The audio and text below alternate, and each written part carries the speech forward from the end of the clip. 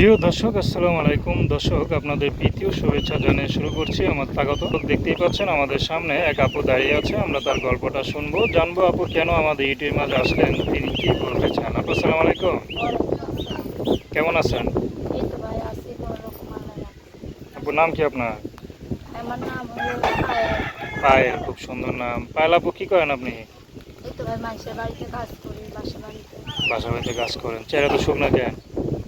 এই খাওয়া তো দাওয়া ভাই করেন নাই? মানুষের বাড়িতে কাজ করি, ঠিক মতো খাওয়া দাওয়া হয় না। আচ্ছা, তো পরিবারে কে কে আছে?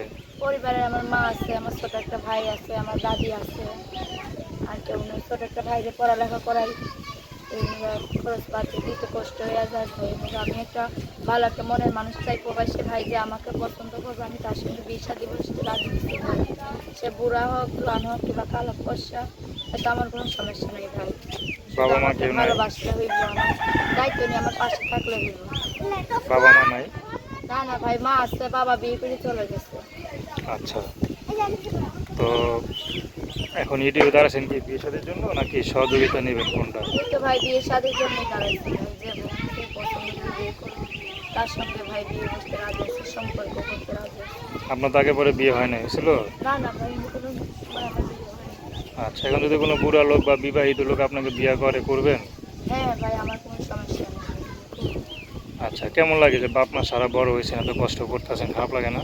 হ্যাঁ ভাই, খারাপ লাগে দেখেই তো ভাই আমাকে মধ্যে বিয়ে বসলে ভাই যৌতুক চায়। এদিকে ভাই আমি যৌতুকের আশা, আমরা তো গরিব মানুষ, যৌতুক দিতে পারি না ভাই। এদিকে প্রতিবেদন আছে, একটা প্রবাসী ভাই যদি আমাকে পছন্দ করে আমি তাকে বিয়ে করবো ভাই। আচ্ছা, তবে নাম কি বললেন? আমার নাম পায়েল। তো দর্শক, আপনারা পায়েল আপুর কথা শুনলেন। তার নাম্বারটা হলো 013379424441। আমি নাম্বারটা আবারও বলছি, 013379424441।